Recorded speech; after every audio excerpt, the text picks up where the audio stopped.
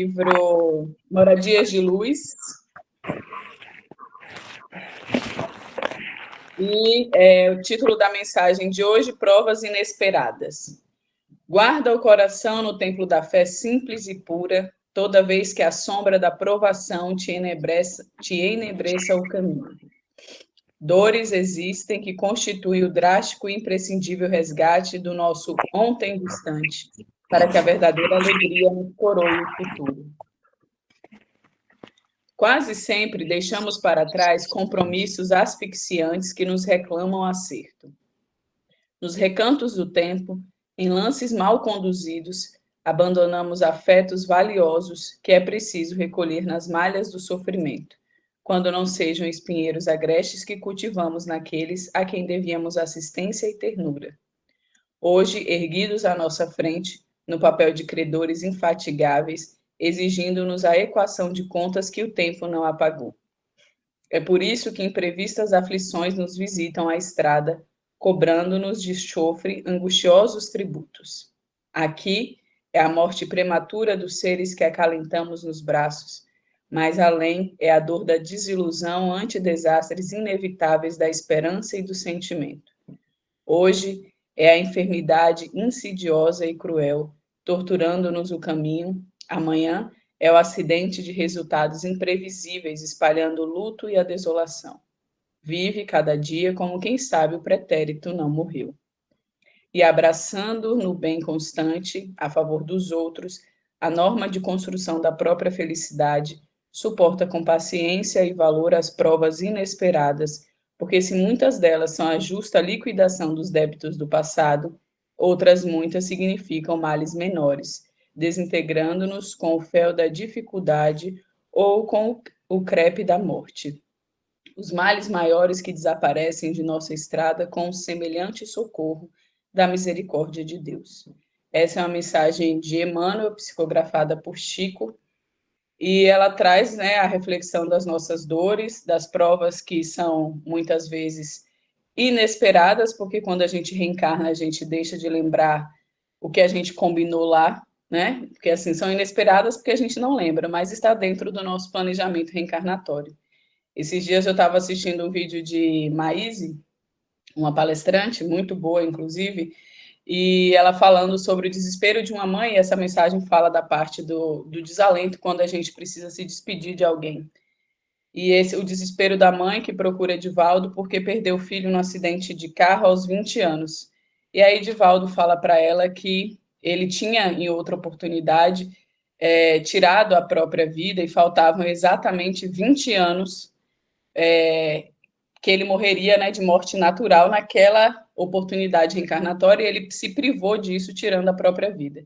E que ela, no plano espiritual, juntamente com ele, fizeram, né, esse combinado, vamos dizer assim, dela recebê-lo aqui enquanto filho, para que ele pudesse viver os 20 anos que ele havia deixado de viver na outra oportunidade. Então é isso, são dores que a gente vai sentir mesmo, que fazem parte daquilo que a gente planejou, lembrando que essas dores elas podem sim ser afagadas, vamos dizer assim, né?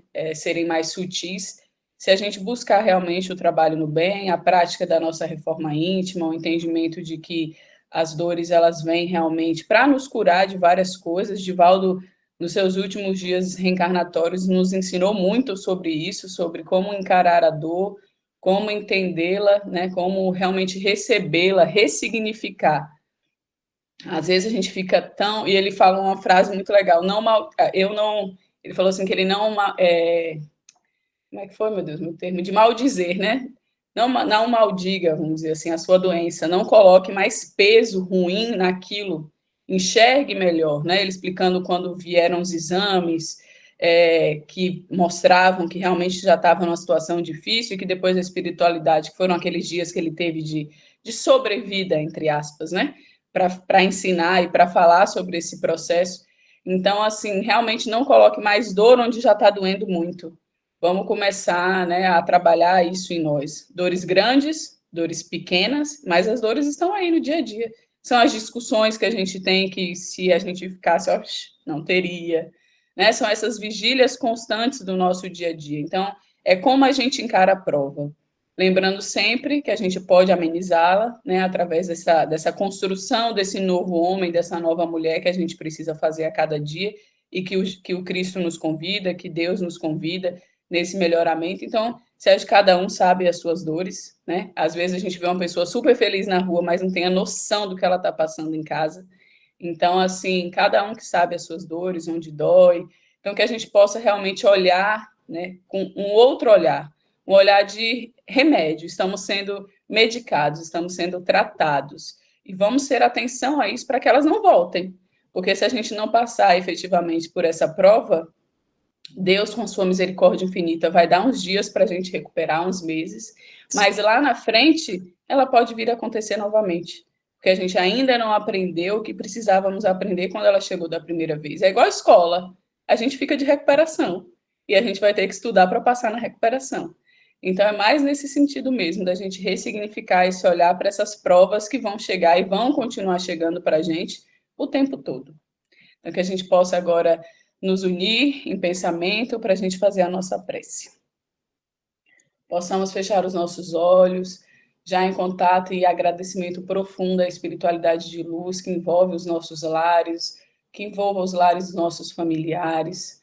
Agradecemos a Deus a oportunidade do acordar nesse domingo, de ter a chance de recomeçar, que os espíritos de amor e de luz possam nos auxiliar e que estejamos conectados com eles através dos pensamentos bons, das nossas atitudes, das nossas tentativas, lembrando que Deus não espera a perfeição, mas Ele quer que a gente tente, Ele quer que a gente busque, agradecendo aos nossos anjos da guarda, os espíritos que nos acompanham a cada momento.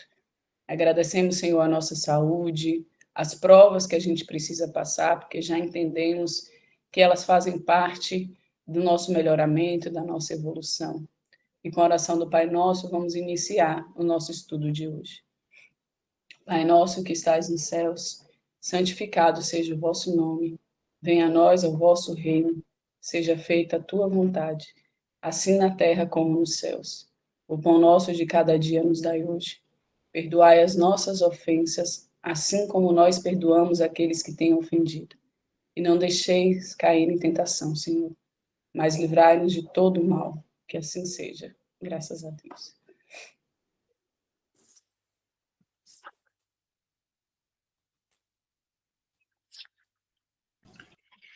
Então, graças a Deus, reunidas nos encontramos mais uma vez. E que pedida dessa mensagem de hoje, né? A questão de vir, de estar passando pelas provas, a questão da gente entender o porquê, né? O necessário. E a leitura de hoje é exatamente isso, capítulo 4, ninguém poderá ver o reino de Deus se não nascer de novo. E o item 25 e 26, a necessidade da encarnação.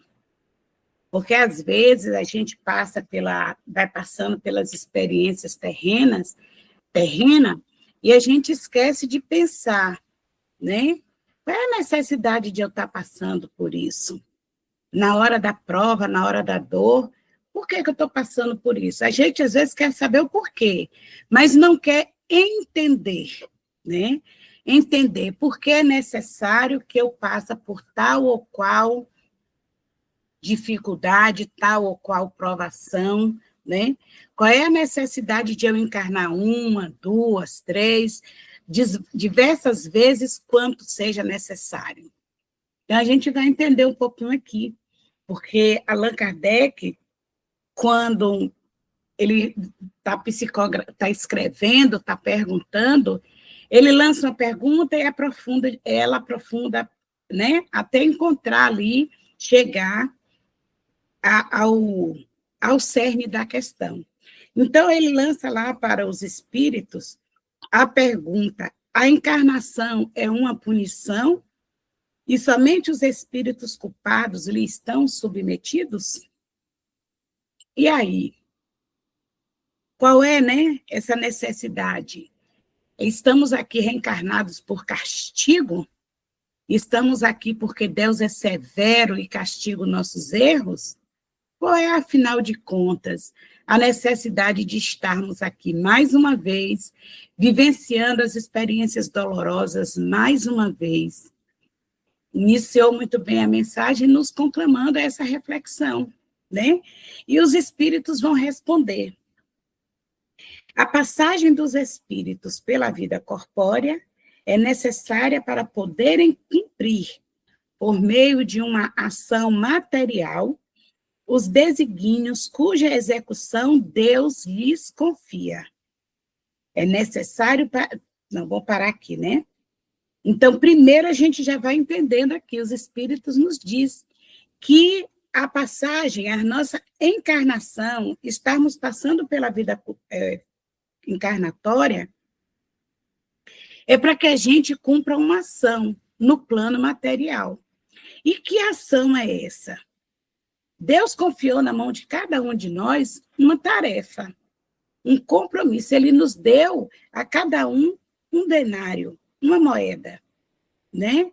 Ele nos deu e nos recomendou, e a gente sabe, está aqui na cútica da nossa alma, guardadinho, nos lembrando sempre que nós não viemos aqui a passeio, nós assumimos um compromisso com Deus, conosco, e nós estamos aqui para desenvolver essa tarefa. É uma ação. E vamos entender que é necessário para nós, para eles próprios, essa ação, porque a atividade a que são obrigados a desempenhar auxilia no desenvolvimento da inteligência. E Deus, sendo soberanamente justo, deve ser imparcial com todas as suas criaturas. Então, o principal móvel da nossa encarnação é as ações que desenvolvem a nossa inteligência. E Deus, que é a inteligência suprema, ele nos permite isso por acréscimo da misericórdia. Desde que fomos criados até agora, todas as vezes que a gente vem ao plano da vida, no corpo carnal, material, a gente vem com essa missão de desenvolver a nossa inteligência, de desenvolver o nosso potencial da alma. Então, a gente sabe que a gente veio aqui para alguma coisa. Nós não viemos aqui para ficar deitado o tempo inteiro, deixando o tempo passar, porque o tempo é uma dádiva preciosa, é um recurso precioso. Nenhum de nós viemos aqui só para fazer companhia para o outro. É importante, mas não é o móvel, não é o foco.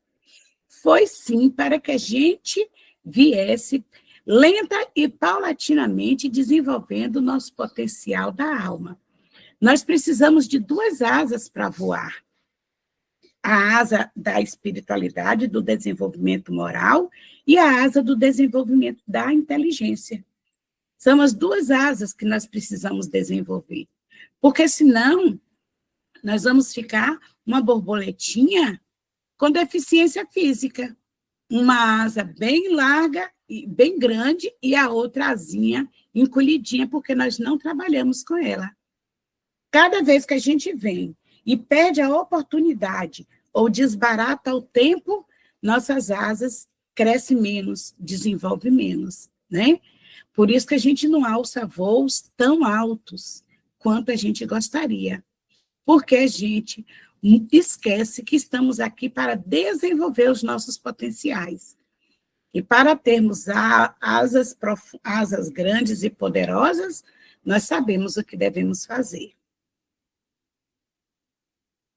Deus dá para cada um de nós uma oportunidade igual. Ele não deu para Jesus uma oportunidade privilegiada, ele não deu para os discípulos nenhum privilégio, como não deu para ninguém, né? Todos foram criados iguais, todos tiveram a mesma oportunidade, cabe a nós fazermos as escolhas melhores. Então, na hora do exercício, na hora da prática, da ação, as nossas escolhas não são iguais. Não foram felizes, né? Uns menos, outros mais. outros fizeram um aproveitamento total das experiências. O que diferiu de um para o outro? A vontade, a disciplina, a determinação, a compreensão de que nós não estamos aqui a passeio, estamos aqui com um compromisso. E ainda hoje, nós somos convidados a refletir. Por que que eu ainda estou nessa situação? O que me cabe fazer para mudar esta minha situação? Porque Deus é bom, Deus é justo, acima de tudo que a gente possa imaginar. Então, ele só dá o frio conforme o cobertor. Ele só nos dá a tarefa a ser desenvolvida conforme a possibilidade nossa de sucesso. Ele sabe que a gente pode ter sucesso, mas cabe a nós desenvolver em nós esse potencial, né? Então, esse Pai soberanamente bom e justo, ele está sempre nos oferecendo essa oportunidade. Cabe a gente fazer as melhores escolhas, né? Então, ele concedeu a todos o mesmo ponto de partida, a mesma aptidão, as mesmas obrigações a cumprir e a mesma liberdade de agir. Qualquer privilégio seria uma preferência, e qualquer preferência, uma injustiça. Quando eu era criança, eu já contei aqui, a gente foi criado na religião que minha avó professava. Só uma tia minha que teve a coragem de desafiar e foi ser evangélica. E ela desencarnou evangélica. Então, a gente ia para a igreja, a gente não tinha o direito muito de ficar escolhendo, né? Pelo menos não naquela época, mas a gente desempenhava o nosso papel com muito rigor, com muito carinho, com muito amor. Mas eu sempre achava assim interessante que Deus Pai, Jesus, ora é Filho, ora é Pai, né? A Santíssima Trindade. Eu sempre me perguntava que quando lá no catecismo a gente estudava e falava de Deus bom, Deus justo, mas a gente ainda não entendia essa justiça, né, essa bondade, eu achava assim, poxa, criou Jesus com tantos privilégios, criou Jesus, ainda nem compreendia as coisas, né? Um espírito bom, Jesus e tantos outros da Bíblia tão bons, e nos criou tão imperfeito. Tão imperfeito. Eu não achava injustiça de Deus, mas eu, na minha ignorância, não sabia dizer, né, que era uma injustiça, mas eu já pensava nessa coisa aí, ó, por que que um foi criado melhor do que o outro? Então, por que que um foi criado com braço e perna e nós somos criados aleijados, sem braços e sem pernas? Por que o privilégio para Jesus e não para nós? Mas não me revoltava porque Jesus era bondade, né? Jesus é amor. Mas isso sempre me inculcou. E aí, só depois, quando eu conheci a doutrina, que eu vim entender que não é porque o Deus preferiu alguém, preferiu um, preferiu outro, e deu para ele as melhores oportunidades no plano da carne. É porque nós, assim, fizemos as nossas escolhas, né? Por que que para tem umas possibilidades e para outros não? Porque uns já fizeram por merecer, já criaram as condições para ter determinadas experiências, e outros ainda estão construindo essas possibilidades, né? Ainda estão se preparando, ainda estão desenvolvendo a sua condição de usar a liberdade de agir, de pensar e de fazer com qualidade. E aí, quando a gente desenvolver esse potencial, aí nós teremos experiências mais robustas, de sucesso. Assim como a gente na escola, a gente no primeiro semestre, a gente tinha as notinhas lá embaixo, né? Principalmente quando a gente entra no no 8º e no 9º ano, que é mais puxado, né? Aí a gente vai enfrentar algumas dificuldades, e a gente, logo no primeiro semestre, não é lá esse sucesso todo. Mas a proporção que o ano letivo vai avançando e que eu vou me dedicando mais ao estudo, ao meu compromisso com o meu aprendizado, melhor vai ficando o meu entendimento, melhor vai mudando para melhor o meu aproveitamento escolar, e no final eu tiro notas melhores e entro no outro bimestre com mais segurança, com mais qualidade, jamais sustentado naquilo que eu construí. Não é assim? Assim é na vida. Assim é nessa nossa encarnação.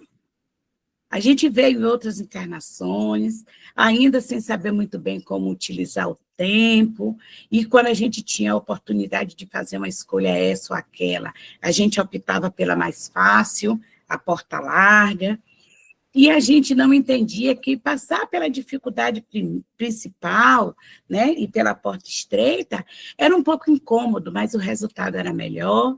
Então, é isso, nós vamos experimentando, mas nós precisamos nos mobilizar para isso. Então, Deus concede a todos o mesmo ponto de partida. O mesmo que foi dado para Dona Wanda, para a Zéza, foi dado para a Dajuda, para a Viviane, para mim, para a Dandara. O ponto de partida nosso foi exatamente igual. Agora, como nós trilhamos até aqui, coube a cada um.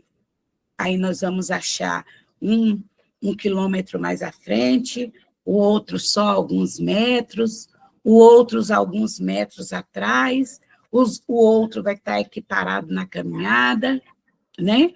Porque as escolhas são individuais, as experiências somos nós que escolhemos. Antes, quando fomos criados, nós fizemos as nossas primeiras escolhas, que determinou a outra, até chegar nessa. As nossas experiências de hoje são fruto, a grande maioria, né, das escolhas que nós fizemos no ontem, desse Espírito eterno. Mas o ponto de partida foi igual para todos, porque Deus é justiça. Então, ele faz tudo igualzinho para todo filho. Agora, como cada um de nós estamos aproveitando? No dia de ontem, né, alguns de nós fomos para o posto de assistência, desenvolvemos tal qual atividade, uns com mais qualidade, outras com menos qualidade, mas desenvolveu o que lhe competia. Outras ficaram em seu lar, mas lá no seu lar, né, também fizeram a sua parte, continuaram sendo boas mães, bons filhos, fizeram a tarefa que lhe competia ali para manter o equilíbrio da família, o equilíbrio do lar. Outros escolheram ir para o shopping, né, fazer uma caminhada, quem mora na capital. Está tudo certo. Lá no shopping ele foi atencioso, gentil, educado, soube tratar o outro com respeito, dando a oportunidade do outro também se dirigir a você com respeito. Então, né, em todos os lugares que nós estamos, as oportunidades estão ali para a gente fazer as escolhas mais assertivas.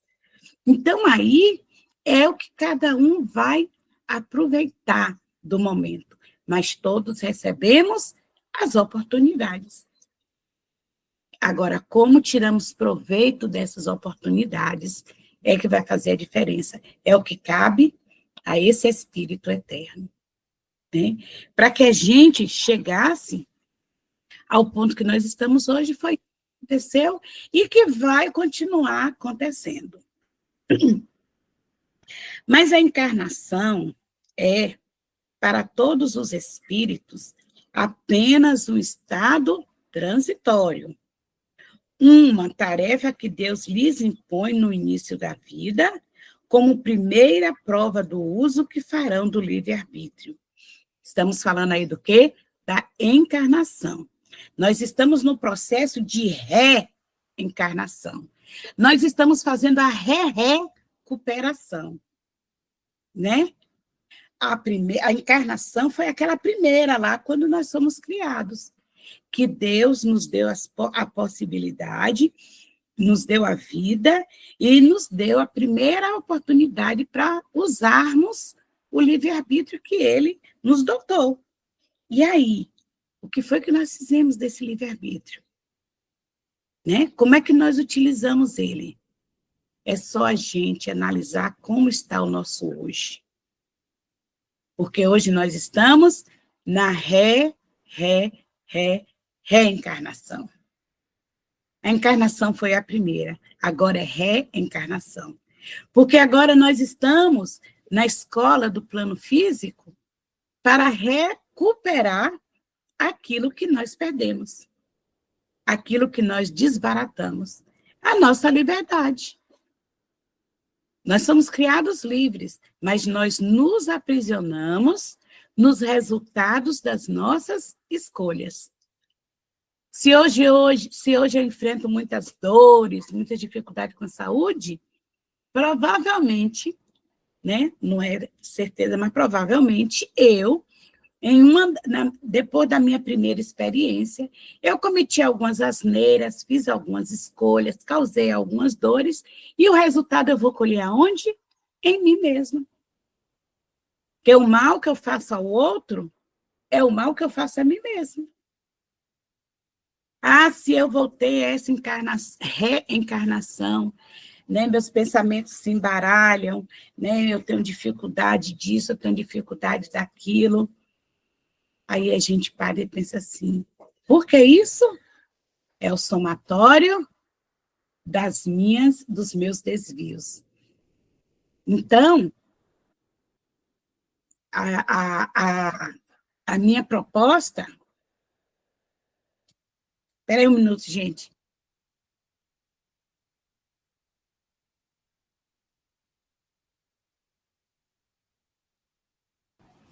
Estão se preparando para sair. Então, o resultado do meu hoje está condizente com o meu ontem. Então, se eu fiz essas minhas escolhas equivocadas, eu estou aprisionada aos meus resultados. Então, nessa minha reencarnação, se eu observar o estado do meu corpo físico, se eu observar o estado, as situações que me circundam, eu vou saber quais foram as escolhas equivocadas que eu fiz. E aí, dentro desse processo, eu vou entender a misericórdia divina, e aí eu vou pensar para agir de forma diferente, que hoje eu estou colhendo o que eu semeei anteriormente.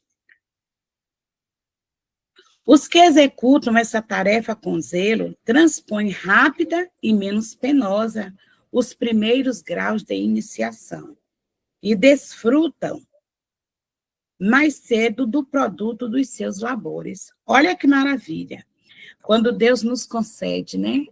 Aí a resposta que eu recebi para o porquê que Jesus, né, foi melhor, recebeu melhor do que eu. Não é que ele recebeu a parcela melhor, é porque dentre esses espíritos que foram criados, alguns pegou o caminho mais penoso desde o começo. Fez escolha dentro da perspectiva da porta estreita, que não é tão confortável passar por ela, mas que geram frutos duradouros de amor e de luz, experiências mais, né, amorosas. Então, a condição é dada igual para todos, mas nesse processo, né, nos primeiros graus da iniciação, ou seja, na nossa primeira encarnação, na segunda reencarnação, terceira reencarnação, as nossas experiências, as nossas escolhas foram pautadas no que Deus espera por nós. Então, esses espíritos estão muito mais adiantados que nós. Ah, mas Jesus veio no plano da Terra, Eliane, e sofreu muito, da perspectiva nossa, né? Da nossa perspectiva. Mas da perspectiva do Cristo, ele alçou novos degraus para a plenitude. A vida de Chico Xavier foi muito difícil para nós, mas para ele foi um benefício imenso, e ele fez a melhor escolha. Divaldo, até esses dias, estava experimentando dores, né, dificuldades. Ah, mas foi terrível. Para mim, mas para ele foi um processo de iluminação e o qual ele venceu com louvor, sem reclamar, aproveitando o tempo que lhe restava para fazer todo o bem possível, para nos orientar, nos instruir, dentro da perspectiva daqueles que fazem a vontade do Pai, né? Então, é isso. A oportunidade é dada a todos, mas como nós vamos fazendo, cabe a cada um de nós. Então, quando a gente desfruta, desde cedo, o tempo da melhor forma possível, nós vamos recebendo resultados mais positivos, né? A dor não é dor, é iluminação. Enquanto que para nós que não aproveitamos nenhum dos nossos períodos para fazer essa iluminação, a dor, é pranto e ranger de dentes. Estamos sempre, né, experimentando uma dor, um sofrimento. Para quê? Tem uma finalidade isso? Tem. Porque nada que chega para nós é simplesmente para a gente passar e não deixar nenhum registro. Tudo que chega para nós é para nos auxiliar nesse processo de crescimento e aprendizado. Como é que eu sei que no outro vai doer a palavra que ofende? Eu sei sentindo na minha pele. Alguém que me ofende, alguém que me humilha, que me espezinha, aí eu vou entender. Poxa, eu tenho que ter cuidado de falar com o outro para não ferir, para não machucar, porque isso dói demais. Deixa o coração da gente envolto numa névoa cinza. O meu centro cardíaco fica nevoado, porque doeu e causou um revide, uma vontade imediata de revide. Mas aí eu paro, reflito, né? Busco o auxílio da espiritualidade e faço essa limpeza, essa catarse. Mas e se eu não fizer? Isso vai me impulsionar a revidar. E aí, numa outra oportunidade mais além, não precisa nem ser na outra encarnação, nessa encarnação mesmo, eu vou sofrer as consequências. Porque muitas vezes eu jogo a pedra e ela volta e bate na minha cara, né? Às vezes a gente vai brigar com a pessoa achando que vai estar abafando e a pessoa vai se encolher e a pessoa parte para cima e acaba com a gente, né? Então, isso são parte desses nossos processos. Então, os espíritos que fizeram as melhores escolhas logo no período de iniciação estão nesse degrau lá em cima. Eles não foram privilegiados. Eles se candidataram ao privilégio, que é uma conquista. Não é doado, dado para você. Você conquista. E nós estamos na encarnação, nessa reencarnação, porque na nossa encarnação nós já começamos com o pé errado. E aí foi provocando outra reencarnação, mais outra, mais outra. Então, alguém quer fazer algum comentário, alguma pontuação? Posso seguir?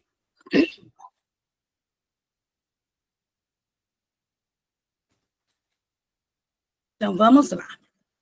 Ao contrário, aqueles que fazem mau uso da liberdade que Deus lhe concede, retardam seu adiantamento.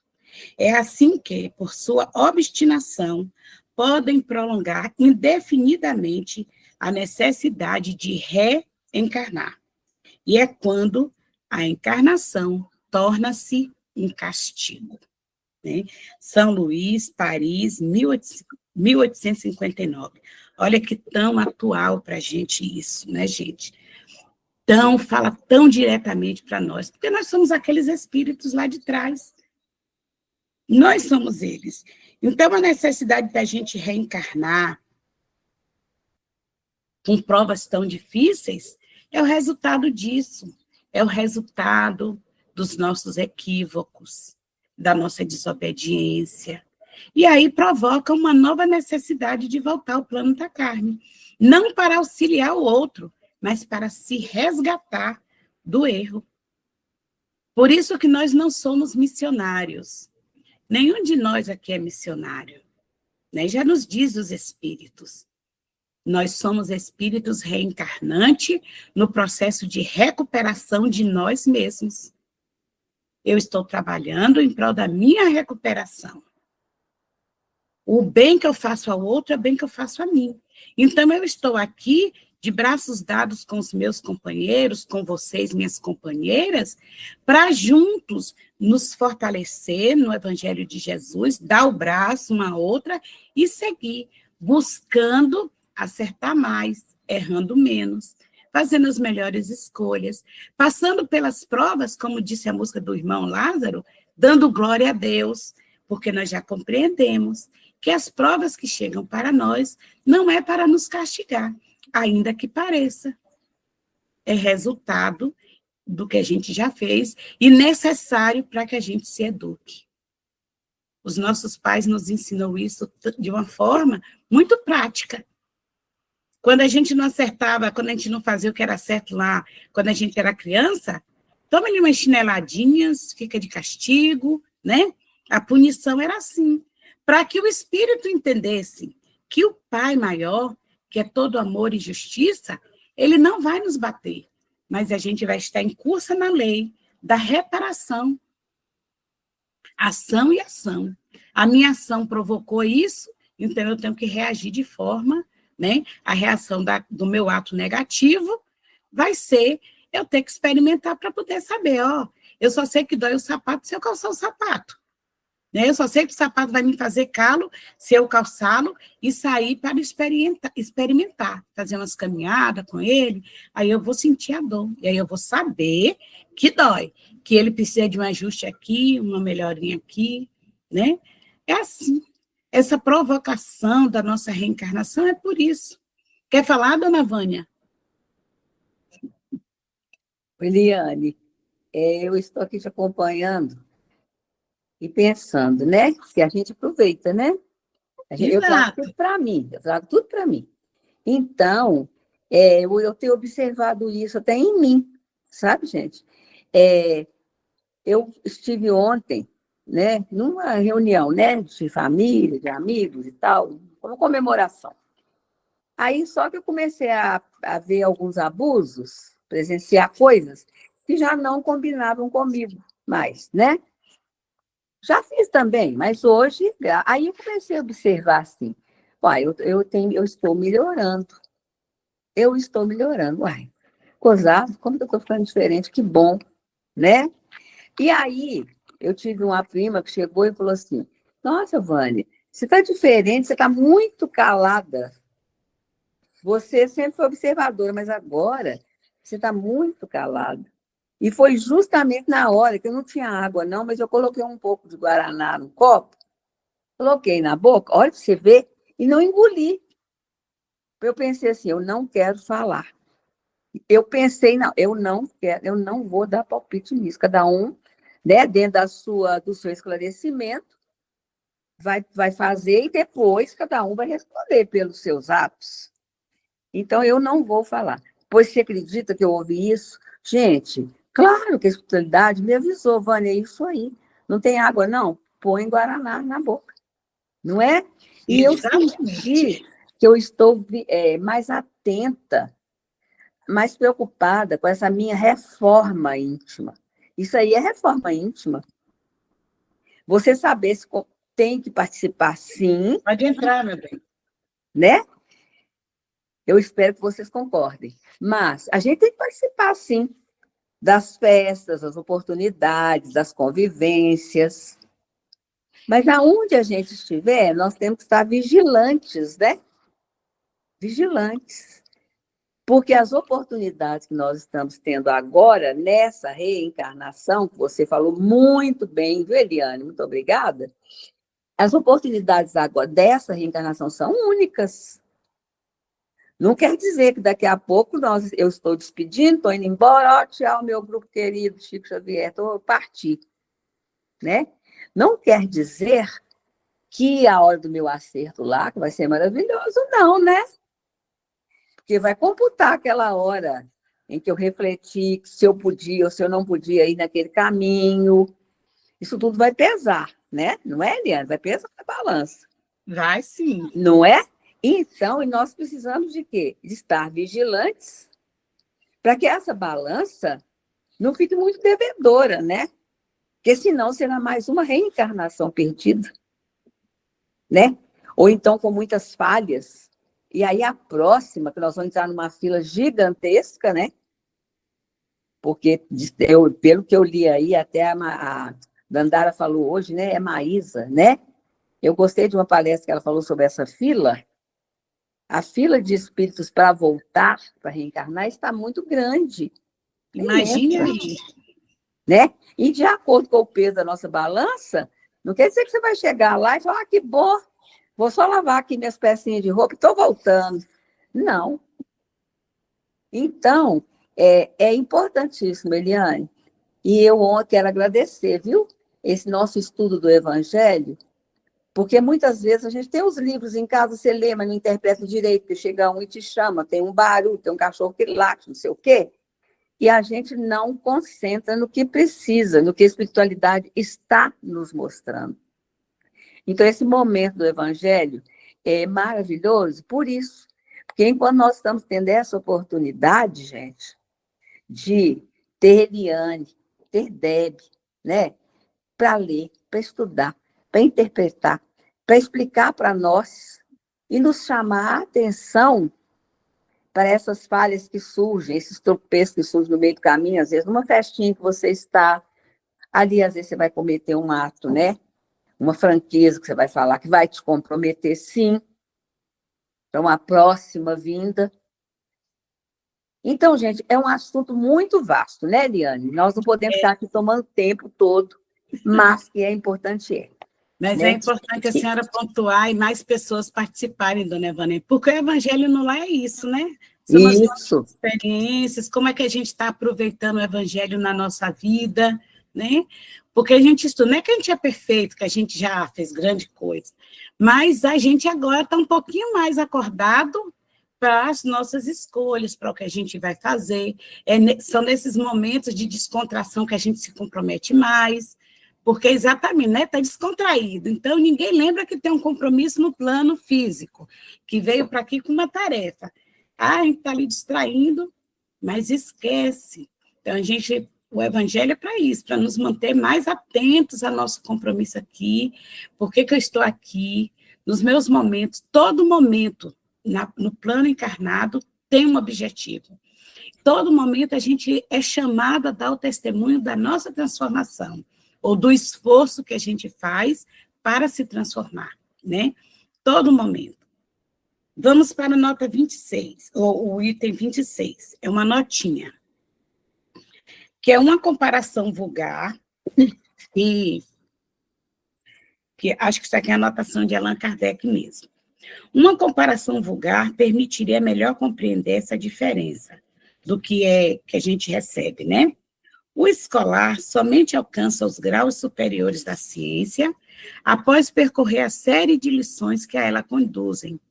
Referidas lições, seja qual for o trabalho que exijam, representam os meios de atingir o objetivo e não uma punição. O escolar, no caso é o aluno, né, laborioso, abrevia o percurso e nele encontra menos espinhos. Diferentemente sucede a quem sua negligência e sua preguiça obrigam a repetir algumas lições. Não é o trabalho das lições que constitui uma punição, mas a obrigação de recomeçar o mesmo trabalho. Então, olha só, a gente na escola, né?